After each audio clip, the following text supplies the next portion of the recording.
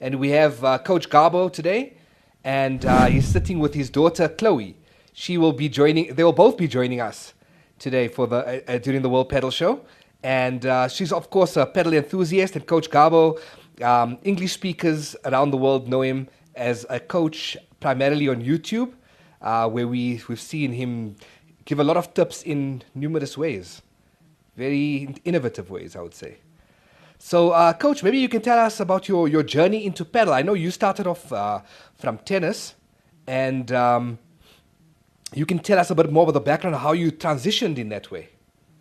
Well, actually, I played tennis all my life. I tried to become a professional, but of course, it's very difficult. So when I was 18, I realized that maybe I wasn't going to make it to the Pro Tour. So then I did the second best thing a tennis player can do, which is getting a scholarship in US. And I play at the highest level, at Division 1 university in Sacramento, California. And then I got really burned out with tennis. So then I discovered paddle, which actually I wish I knew from before, but I didn't. So when I discovered paddle, basically I was like, wow, I really want to play this. And I went crazy with it. I mean, crazy to the point that I quitted my job. I had a really good job in US as a tennis coach, but I was a little bit burnt out. So then I played paddle once in Mexico, and then I was like, wow, I totally see myself getting into this. So then I went to Argentina for about 9 months with no plan. I mean, I just went to one of the best coaches at that moment, whose name is Jorge Nicolini. And then I just basically say, hey, Jorge, I'm here for as long as I can. I'm not doing anything but being at the club. I just want to see how you teach, how you coach. I want to play with everyone. I want to learn the sport. So that's what I did. I mean, that's how everything started. So I was about 8 to 9 months in Argentina, and I went all in. I was doing paddle all day, 8 to 10 hours a day. So why is that? I mean, we see this is not a rare thing. This is something we've seen quite a bit, that people start they pick up the pedal racket, and then all of a sudden in 2 weeks they're like the biggest pedal fan you've ever seen almost. What is it about pedal? I think it's just, for me, it's very simple. I mean, for me, I do not recall any sport where I play and I laugh all the time. Tennis is a beautiful sport, but I mean, I was the opposite. I was breaking rackets every week. It's so frustrating when you cannot hit the ball. With golf, it's the same. There are days where you just want to sell your clubs and say, I'm not going to play golf ever again. But with paddle, for me, it's always such a joy. It doesn't matter if I win, if I lose, I still have fun, and I think that's the magic of the sport. It's just such a beautiful game and so entertaining. And, there are so many situations that happen that make you laugh even in the middle of a point. So I think that's what still I cannot really describe, but, it's just fun. I mean, it's just really, every day I play paddle, I laugh And on the court. you might find it, but I find it that I can. My father is in his 60s. I can play with my father who's in his 60s. I'm sure you can play with your daughter Chloe. It's one of those games where you can mix it up, right? Yes, the level, yeah, exactly. I mean, that's why I think you see a lot of people playing mixed paddle, men, women together on the same court, or, a teenager with three older guys. And I mean, the game is still fun, everybody enjoys. So I think there is something about paddle that is so unique, so magical. So, do you think? I mean, this is a question we asked on Instagram about mixed doubles. That this is something that you don't see on the pro tour at the moment. What do you think of that? I hope they will start something. I think they have been thinking about it. I think it will be great. I mean, even in tennis, they have the Grand Slams. You can play singles, you can play doubles, men's, women, and then they have the mix. So I think eventually, since we reflect so much in tennis, I think they will eventually launch it, and I think a lot of people will be happy. Probably also new players will come on tour. That will be just dedicated to the mixed tournaments. So I think just like in tennis, some of the people that play the mix in tennis, they are not famous in individually in men or women, but as a mixed pair, they are good. So I think it's something that will happen for sure. It's just a matter of time. So, I mean, something that's obviously quite personal to you, coming from a tennis background, right? Is where do you see that paddle is a competitor to tennis, or do you feel like they're very complementary in terms of where it's going? Yeah, I think. I mean, I think we should copy a lot of things from tennis, as in not only as a sport, but also as how they run things. Because tennis is all over the world. Tennis is known globally. The players make a lot more money than paddle players. So I mean, I think we should copy a lot of what tennis is doing and how they run the tour and how they run the Grand Slams and how they have this Master 1000 and 500. And I mean, basically do the same with padel. I mean, there are also a lot of countries where padel is under the tennis federation, like France, like UK, like Italy. So I mean, at the end of the day, padel is attached to tennis, like it or not. So I mean, I think it's good for the sport that such a big sport like tennis will be the mirror that we use to grow padel. Definitely.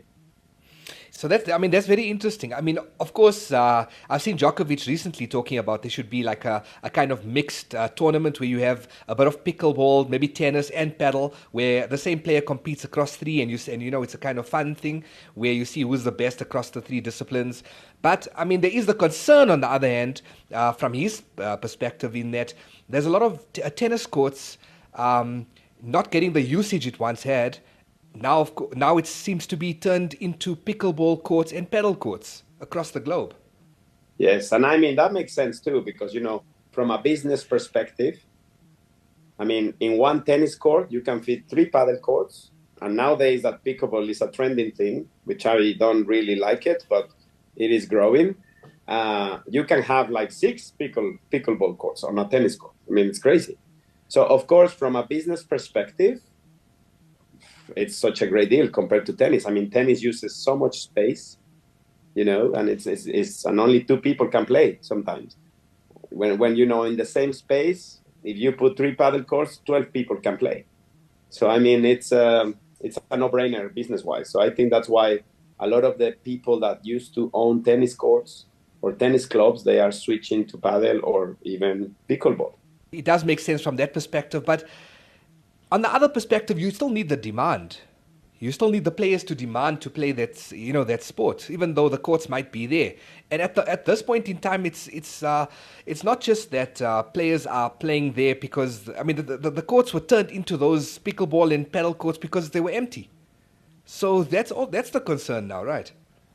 Yes, but I mean, I think what is the other issue? I mean, it's not an issue. I think it's a good thing, and that's why padel is the biggest growing sport in the world, and probably pickleball is going to be soon one of the most popular sports in the world, because compared to tennis or to golf, padel and pickleball are easy to play.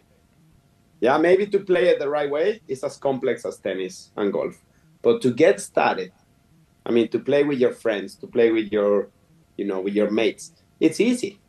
It's easy. I mean, it's pretty much the same as table tennis, as ping pong. I mean, you recall probably a party where there was a ping pong table and everybody's having so much fun, and even though you normally don't play, but because the dimensions are so small, everybody can manage. So the next thing to table tennis or ping pong is probably pickleball, and then after pickleball is paddle. Then after that, if you think about it, tennis, poof, you have to cover so much ground that it makes it difficult. And golf, even worse. I mean, how difficult is to get the golf ball to the green and then put it in the hole? I mean, so I think that's why these sports are so successful at the moment, because the dimensions between the players, the distance between the players and the net is so small that it's easy to play. It's easy to keep the ball alive. It's easy to hit the ball back and forth. So I think that's the magic of those sports. And I mean, it's interesting coming from your side because you've obviously seen the magic once when you joined paddle, right? But something you've also seen is the growth of paddle in certain European cities, in the Nordic countries too, right? From zero, you firsthand experienced the boom. Yes, I mean, but all these countries were like Sweden, Finland, Denmark, all these countries have a very nice background in tennis. So then, I think for paddle, growing in countries or places where tennis, you know, used to be so popular, you realize that paddle is a great transition for tennis players or racket players. I mean, I coach a lot of squash players. I coach badminton players that don't like badminton anymore. They want to play paddle only. I mean, it is a great transition sport when you come from any other racket sport. I think paddle is the king because, like I said, I cannot really say why, but it's so much fun. I mean, I cannot think of any other sport where you get to enjoy so much. And I mean, you probably agree totally with this. I mean, you laugh, you have a good time, you meet a lot of people. There is always such nice paddle communities out there. I mean, it's just so amazing what paddle is doing to people. I mean, it's crazy. Yeah, I mean it's a very sociable sport. But what I want to know now, because you discussed a little bit of squash and tennis players, so who do you think, which type of player, and of course no racket sport background as well, but from those three categories, squash, tennis, no racket sport background, and maybe you can think of others, who transitions the easiest? Yeah, I mean, I think squash, badminton, and tennis. If you were good in those sports, in any of those sports, the transition to paddle. If you are humble meaning you need to understand that even if you were really good in one of these sports that we just mentioned, when you do the transition to paddle, you're not going to be that good. So if you're humble enough to understand, okay, if I invest 3 to 6 months in my paddle development, if I don't refuse to learn the glass, because that's also a problem, yeah? Sometimes people don't want to learn the glass because they get away without using it. But then if you really want to get to a good level, you have to accept that you will have to experience the process of learning the glass, which at the beginning you might feel stupid, you might feel like the worst player ever. But if you're humble enough to say, hey, the next 4 months, I'm just gonna focus on my development and adapt my skills and my game to paddle. Then anybody that has played a racket sport that things like this will play amazing in less than 6 months. I mean, for sure. Yeah, I mean that's interesting. I find that too because I've played with players who come from a tennis background and squash too, and it seems they've already come into the game with certain skills that I haven't had a racket sport before paddle. So I definitely see they do come into the game a couple of levels higher, but like you said now, some of them don't want to leave the ball. They don't want the ball to go past them. So that class issue is what you're saying. I've noticed that too. But So I mean, if they are humble, they will improve. Like their learning curve will go rocket sky. But some of them are not humble. They think, no, I got this. I'm good enough. I'm beating my mates. But that's not the point. The point is learn the sport the right way. Develop your glass. Develop the pace, the understanding of the pace. The game is not played that fast. Develop the transitions. If you are humble to understand that and to accept that at the end of the day, you are learning a new sport, then you will do well. But to me, I sometimes think people are not humble enough. now that's an interesting thing that you've picked up. But I mean, if you take like a new player to paddle, right? What are the things a new player can learn or bring into their game that can speed them up very quickly? Of course, they don't have an all-round game very quickly, but what are the one or two tips that you can give to new players? Well, it's gonna sound like Karate Kid to you, but I'm big on defense. I believe that the first thing someone needs to develop is the understanding of the glass, your positions when defending, being okay with not winning the point, but instead not losing it. And the lob is your biggest weapon. I mean, unless you play, people or players like 10, there are only 10 in the world, like LeBron, Galan, Tapia, Coelho that smash from everywhere, Libac or Axburger. Unless you play someone like that, which we want, because we are club players, we are recreational players, then you have to accept that and understand that the lob is your biggest weapon. And if you develop a good defense and a good lob, you can play against anyone. That's interesting, yeah. And I mean, there's different variations of the lob, of course, too. Yes, but I mean, the lob is what gives us the chance to, control the tempo, to keep the net player far from the net, to position my team at the net so I can dominate the game a little bit more from that, more aggressive position. So, I mean, to me, if you were going to visit me and say, Gabo, I need you to improve my game, I would tell you, okay, let's work on your defense. That's what I would tell you. Another thing I notice with new players, they come into the game and they're trying to win off serves. They're trying to ace. So serving super fast. And what do you think of that? I mean, I always like to tell players, look, if you are serving fast and you are winning points, let's say in this morning's match, well, then you have a good argument to tell me why you are serving fast. But what you need to understand is that as you get better or you play better players, you have to understand that you cannot play so fast, mainly because you are not going to get in a good position after the first shot. So basically, I always like to joke with, I'm sarcastic by nature. So I said, look, do you think that you can serve faster than a professional? I mean, do you think you are that good that these guys don't serve as fast as you because you are more skillful? No. There must be a reason why they don't serve fully. There is a reason why they don't serve so fast. Yeah. And it's because they care more about position, about having time to set properly in whatever position they choose to be, and they can control the game from that area. So basically, as the beginner gets better, they're going to face people where that serve is no longer a weapon any longer. Then half of their game is gone then. Exactly. It's the same as, the players that only serve to the side glass. Of course, it's a great serve when the players you are playing don't know how to manage the glass. But then once you play better players, if you pay attention to professionals, they serve a lot to the body or to the tee. Because if you serve wide open, you open the court all the time. So, what they do instead is trying to keep the players more control by playing in the middle or playing to their body so they don't have that many angles open. So it's the same thing. Exactly. No, I hear you. And when it comes to the how someone grips, holds their grip in the beginning, you get a lot of people who come into the game and they're holding it. People say it's like a frying pan, or so. Often when I speak to coaches, they always say you got to use the continental grip. There's no other way to do it, especially for beginners. My answer is going to be polemic.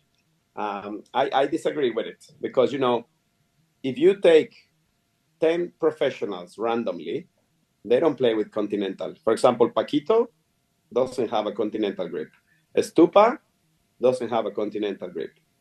LeBron, I don't think he has a continental grip. Chingoto, neither. So to me, the grip doesn't need to be that perfect. I mean, also remember that if you come with a grip that is not continental, I'm sure that grip is comfortable for you. Yeah, you are not coming with a non-continental grip to piss me off. You are coming holding the racket in what way? Because for you it's comfortable. Yeah, unless the way you are gripping is really bad, really pronounced on one side or the other, then maybe I consider making some adjustments. But before I do anything to you, I will say, okay, let's see how you hit backhand, how you hit forehand, how you hit a lob. I will ask you to place a ball here or there. And if you manage with that grip, why not? I mean, for example, this guy, I always use him as an example. Raúl de Marcos. Raúl de Marcos, I don't know if you know him. I mean, he's been number one in Madrid for many years. He still is playing professionally.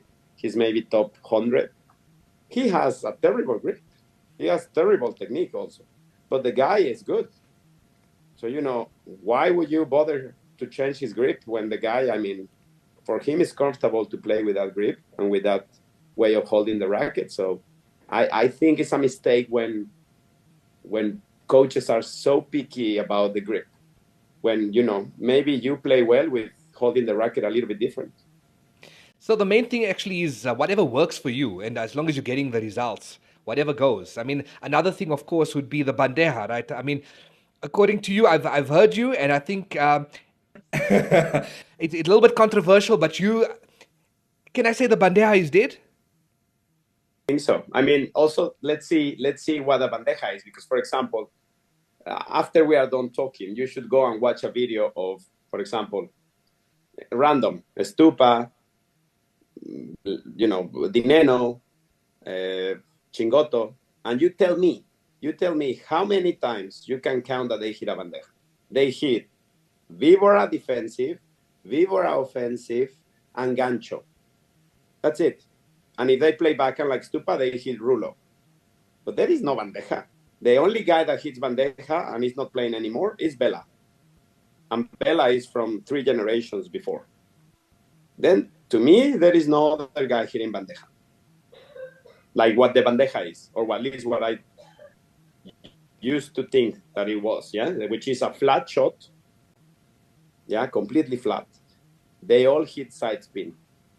They all do. They hit, like I said, defensive víboras, offensive víboras, but they don't hit bandeja. I mean, especially the new players don't even know what a bandeja is, I think. Maybe they call it bandeja because it's a name that, it's a paddle term. But I think eventually, if you pay attention to what the players are doing, they always hit on the side. They hit víbora. Víbora more offensive, víbora more defensive, slower, faster, more around, but they don't hit flat. They don't hit flat. And I think a lot of the courts are gone to indoor, right? So the only time you'd imagine then they're using the bandeja is like when the conditions aren't too great, maybe very windy conditions. Exactly, because they cannot push it or things like this, yeah? But I mean, to me, the bandeja has already disappeared, and it will continue disappearing, for sure. Okay, and now another interesting one I want to ask you is, so a lot of players start off playing paddle. They start enjoying it. Then they want to get better at playing paddle. Then they start watching coaches like yourself. And then eventually they start watching, the game, Premier Paddle. So as someone who's a coach, who should people look at a recreational level, of course? Very good question. Very good question. Well, I always advise my players or my customers to watch first the ladies. I mean, in that way, we are so lucky that paddle is one of the sports that is so fun to watch the ladies play. For example, I love watching ladies tennis because I can relate. The men are playing way too good. But the women, I can relate. Same in paddle. What Gemma Tri does, what Delphi Brea does, they are playing at a very good level, and you can actually consider playing as good as them. Yeah. Then, for example, what Tapia does, what LeBron does. I mean, it's beautiful to watch, and you should enjoy it, but it's not real. I mean, you are not gonna get to that level ever. So, what is the point of watching them besides enjoying them? What is the point? I mean, you're not gonna learn anything. They play a different game. So, in that way, I think watching ladies or watching players like Bella, like Chingoto, like Dineno, maybe even someone like Coqui Nieto in the backhand, they are players that, they don't have that many weapons. They are hard workers. They are consistent. They are solid players. So those are the players that you want to watch when it comes to learning and saying, okay, let me see what he's doing and how he's controlling the pace and how how patient he is and stuff. Then you have guys like Coelho, Tapia, Galan, LeBron, those guys they are playing a different game. So you got to try a Tapia move in your next game and you're losing points left, right, and center now. You just can't do it, right? Yeah, I mean, and this is why sometimes, it's funny when we see players at a club that are trying to smash from behind the line. I always tell them, oh, you've been watching too much Premier Padel because, that's not going to happen. Stop trying that. It's not going to happen. Look, I'm based in South Africa. We're starting to see a lot of kids getting interested in the game, playing this more than other sports, playing this a little bit more than tennis, a little bit more than football. Now, what would you say is a ripe spot for a kid who wants to make it eventually as a professional pedal player? How young should they start? And are they too old to play if they're perhaps 19, 20 at certain ages to really hit it to the top level? No, I think paddle in that way is also why I think it's a sport that still you can start when you are 20, 25 years old, and as long as you have a good background, you still can do some damage. You still can say, hey, I'm gonna go professional. Of course, if you start younger, like they've been doing in Sweden, some of the players, that started when they were 10, 12, well, then of course they will play even better. But I think paddle in that way is still a great opportunity for a lot of tennis players that couldn't make it, and they know it quite young. When you are 20, 21 in tennis and you don't make it, you are not making money, you can already say that, okay, I'm not going to make it. So using paddle as your plan B, it's a fantastic idea. I mean, you have the fitness, you have the discipline, you have the mindset, you have the winning mentality. So now just adapt to the game. So I think it's great. So pedal basically is an opportunity for the tennis players. I mean, I have seen some interviews with Djokovic saying that only the top 200 players, which includes men, which includes the female side and the mixed doubles as well as the double side, that actually can make a living out of playing tennis as a professional. So it's quite difficult in that sense, considering how many countries play the sport. Yeah, exactly. I mean, it's really difficult. So I think paddle is it's a great opportunity, especially how the tour is now. I mean, it's fun to follow the tour. You are playing everywhere in the world. I mean, regardless of how you do, it's a great experience to say, hey, I have a tournament in Miami, then I go to Chile, then I go to France, then I go to Sevilla. I mean, what a life, to be honest. It's fantastic. Yeah, I mean it's and it is growing the sport. Of course, the in terms of the business side, it's not of as you mentioned earlier, it's not at the point where tennis is, but year on year it is growing. The Premier Pedal, purses are getting a bit bigger now.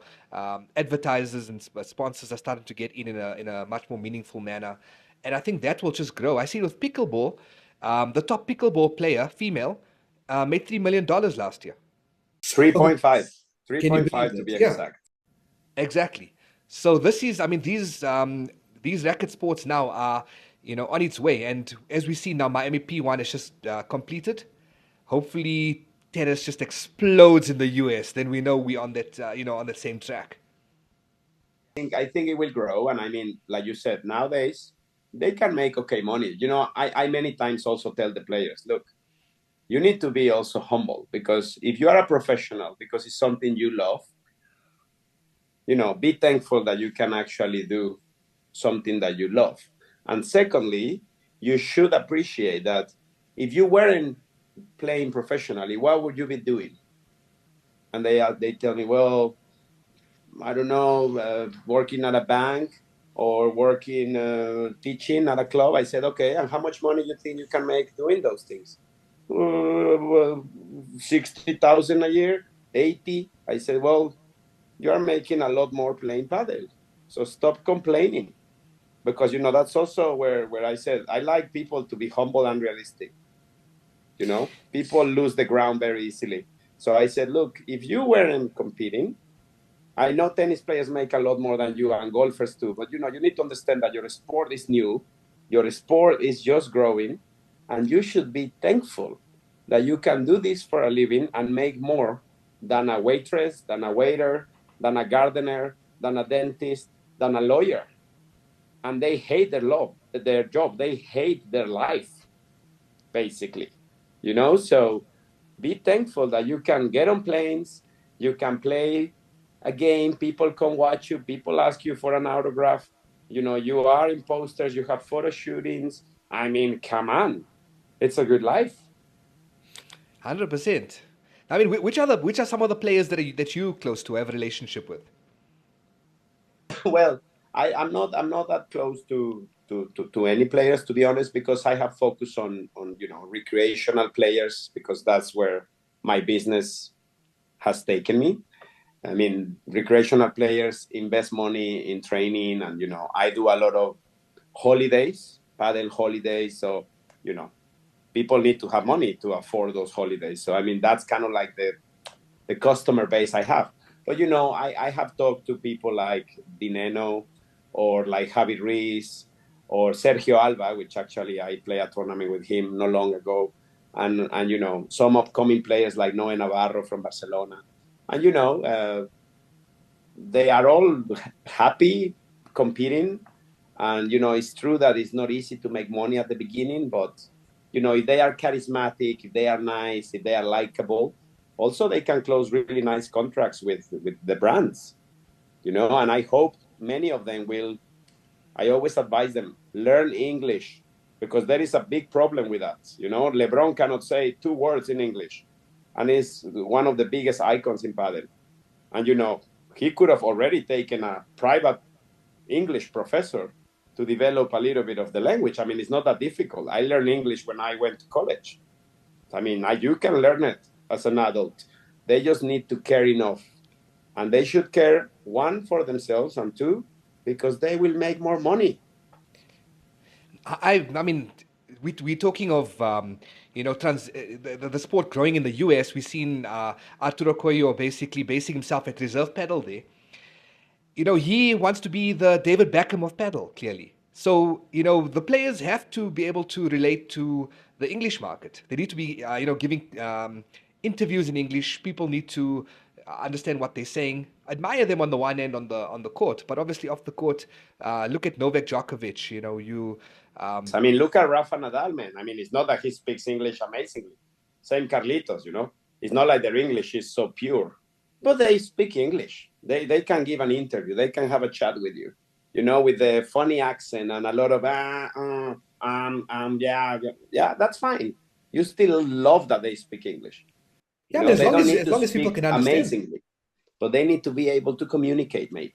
And to me, that is incredible that English is not difficult to learn. It's not a difficult language. It's not like we are asking them to learn Finnish or Danish or German. That's difficult, but not English. So, I mean, it's just a matter that they say, okay, guys, let's think business. Let's learn English. You have time when you are on tour. You have time to learn English. If they really want to, they would learn in 6 months. I mean, someone, for example, I know Paquito learned, he's still learning, but he has made an effort to learn English.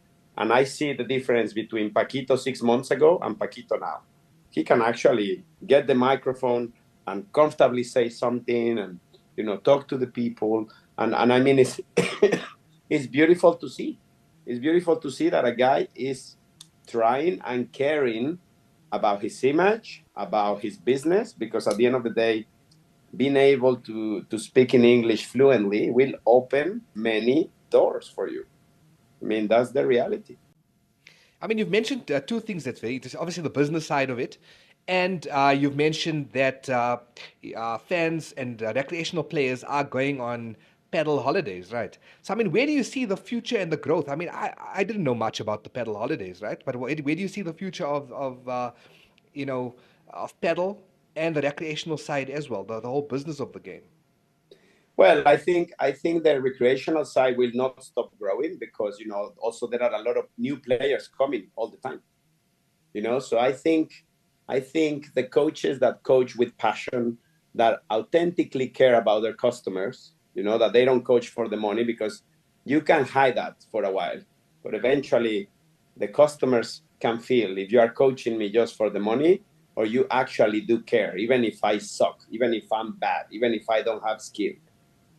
but they can sense if you really care about them, if you really want them to improve, and then you have a business, a very good business, and a customer for 5-7 years. So I think padel is, as a coach and as a club, as a coaching spot, has no limits. It's gonna keep growing. It's gonna keep growing, but as people understand more the game and the business, they will demand better coaching and better customer service, just like it happens with the rackets nowadays. I mean, people demand a better racket, a better quality. They don't want a racket that breaks. They don't want a racket that, is not feeling good. They don't want a racket that is too heavy. They don't want a racket that is not balanced. So, I mean, as people understand more about the game, people will demand more from us. But for me, it's exciting because I'm ready for their demand. I want them to demand me the best lesson ever because I believe I can deliver it. So that's an important one. The in terms of the equipment, the racket itself, what sort of um, difference does that make in terms of improving one's game? A racket, I mean, the racket doesn't really, I always say it's not the arrow, it's the Indian, yeah. But I mean, of course, you want to play with something that gives you. I will tell you very simple.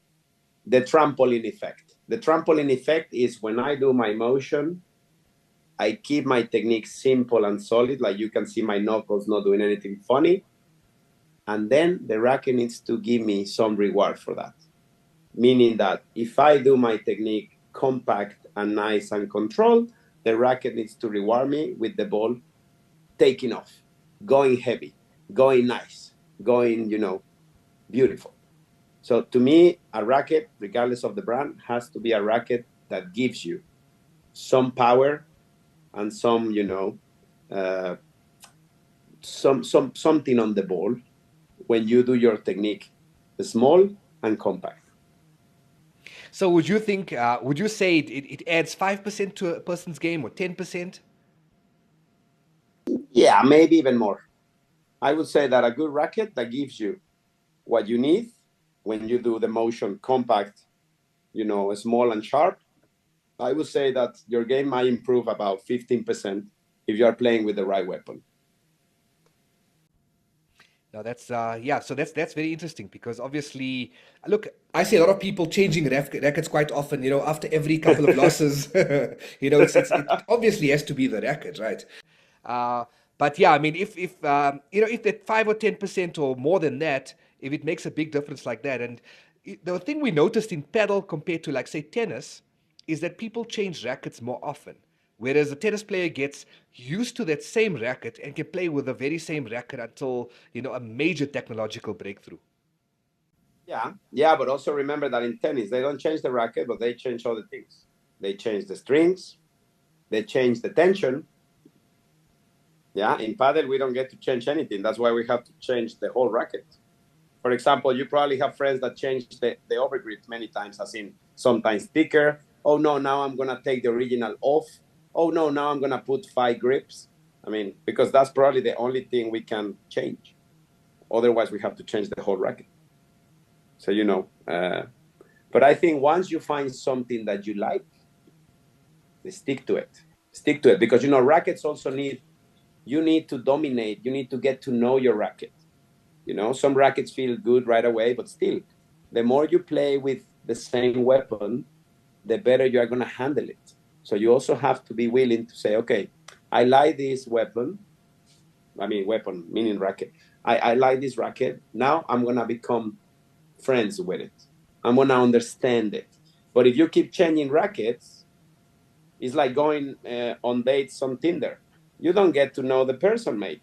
Yeah, to know a person well, you have to take her a couple times to dinner, go on holiday, sometimes go to a concert. I mean, you have to put her in different situations to really get to know the person. So same with the racket, play bad games, play good games, play, the days where you don't feel so well, try to play faster, try to play slower, and get to know the weapon. People sometimes don't give enough time. I seen another interview of yours. Quite an interesting, perspective you're putting on the differences between Spanish players and Argentinian players in terms of the way they approach the game of paddle. Yes, there are many. I mean, also the coaching. I mean, you can say they are two different schools, two different academies, two different mindsets. They are both great. I mean, this is why the tour is dominated by Argentinians and Spanish. And sometimes there are some Brazilians there, and maybe now some Portuguese come in, some Swedish come in, but at the end of the day, to me, the Argentinian way and the Spanish way are the only two ways. And some of the best pairings are a mix. Exactly, because you have enough defense and enough offense. I mean, defense coming more from the Argentinian style, and offense coming more from the Spanish style. So that combination then basically creates a good working pairing. Yeah, I think so. I mean, it's like the Karate Kid series, when Miyagi and Cobra Kai work together.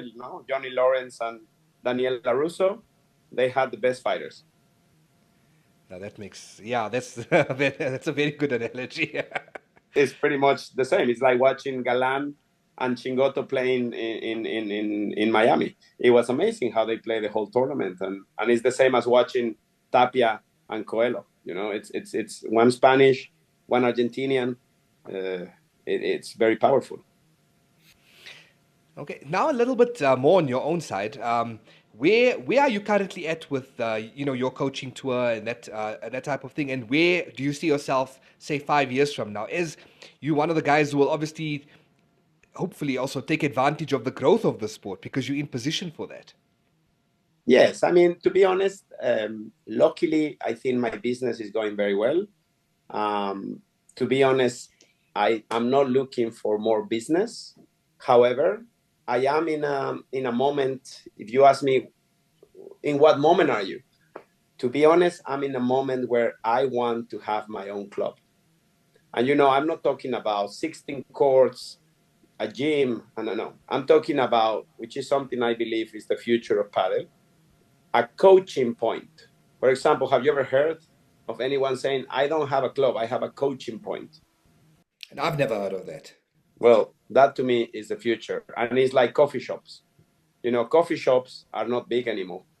Starbucks dominates the coffee market, and it's small, little hubs and hangout places with coffee that everybody wants because the service is nice, because they said, here, Gabo, here is your coffee. And you feel so welcome because they know my name and all this, yeah?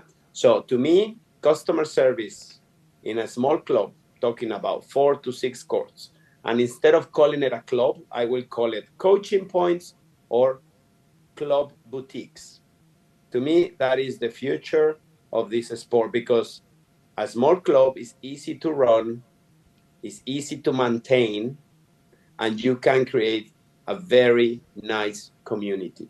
And I think the community is what we are looking for. I mean, we all want to belong to something. Yeah, it's like CrossFit. Why CrossFit is successful? Because you belong to a family, because you belong to this group of guys that go in the morning and kick their ass. And if you cannot do more push-ups, they say, go, go, go. Come on, man, you can do this. You can go, you go for it. You go, we help you. And that you cannot have in a club that has 25 courts. You cannot. You don't even know who's playing on the court 3 courts away from you. You don't. So to me, the future of padel is small clubs and small coaching points where the service is top notch, where you get to know the name of all the members of the club, where you know when is their birthday, where you can send them a wine bottle when it's their birthday, where you can say, hello, good morning, Jacob. How you doing this morning? How is your son? How is Sebastian doing in football? I mean, to me, that's what people are craving for. Customer service has to come back. It sounds like it's all about the one-to-one connection.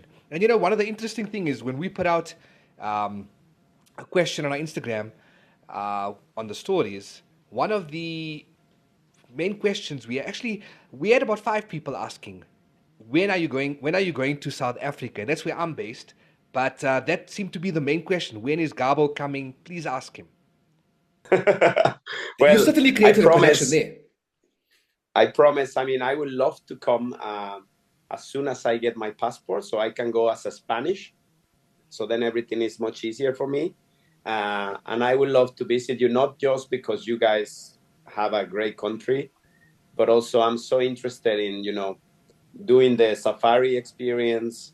Also, I heard you have amazing golf courses, which I'm crazy about golf.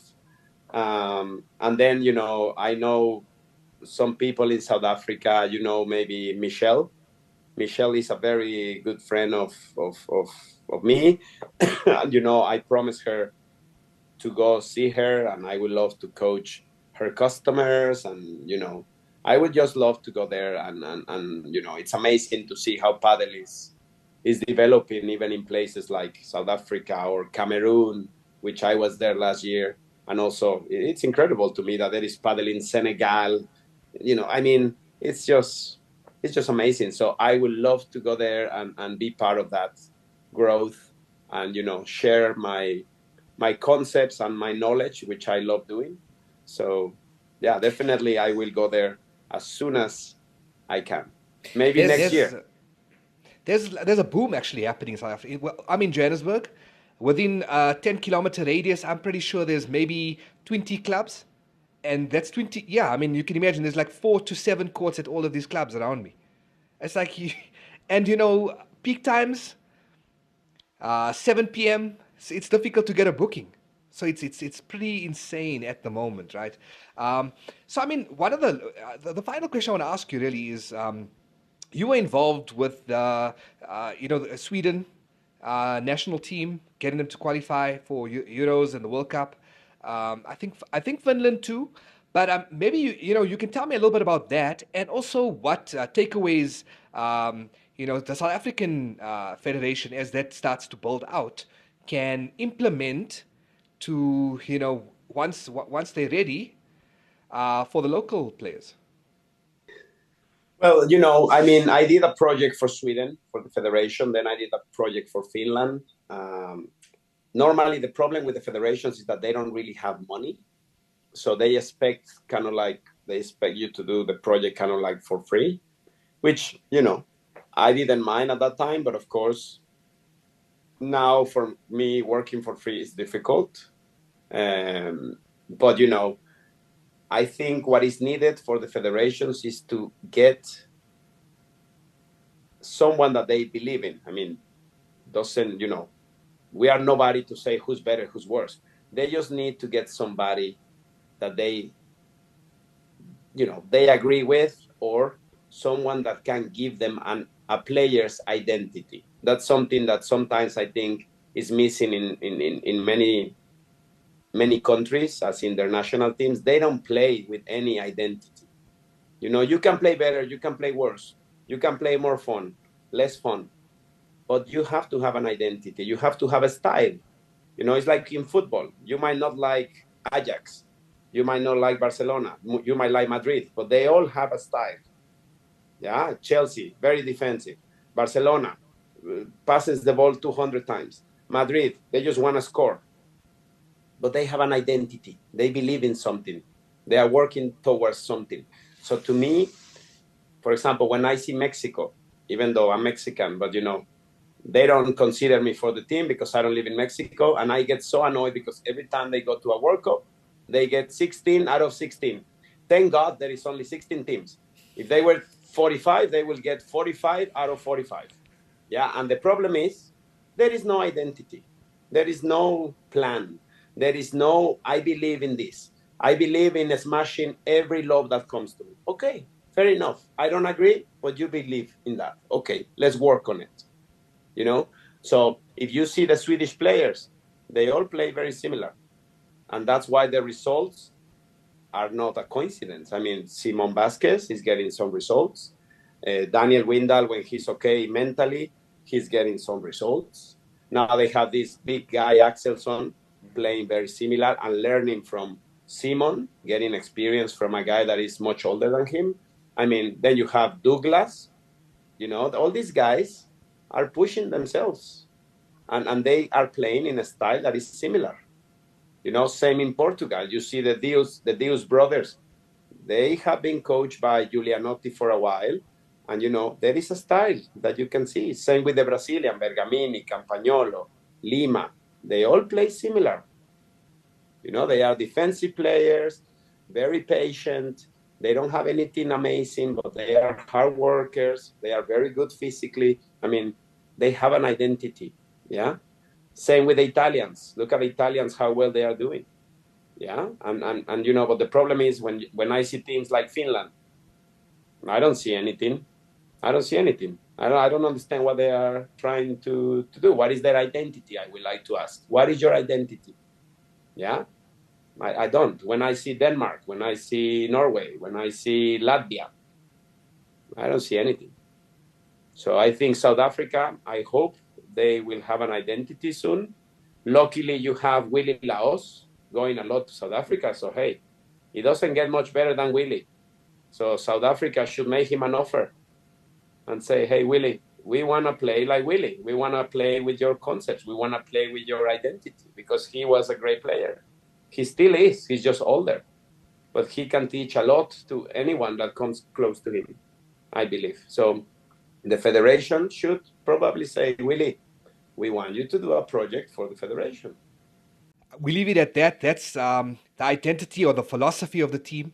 I think that needs to be built for South Africa and for any new federation, and the current federations that are in existence, to have an identity in which your players playing, they can identify with, and they can all basically win together as a pairing. Exactly. I mean, they need to understand paddle the same way. Yeah. Also, because when you play these national competitions, you play with people that maybe you don't normally play with. But if you have the same mindset and the same way of looking at the game, it doesn't matter that we don't train together. We still understand the game the same. Yeah. So then that's what a team is. A team is having the same perspective of something. And that's where I think most teams are just playing. Oh, yeah, call this guy. He plays nice. Oh, call this other guy. He's been training. Okay. But there is no plan. That's the reality. So, Gabo, we love having you, and we'll definitely call you again. please do anytime. And I'm sorry I had to cancel last time, but I'm still coughing, just getting by. And thank you for having my daughter. She was really excited to meet you and to be a little bit online. Nice to meet you, Chloe.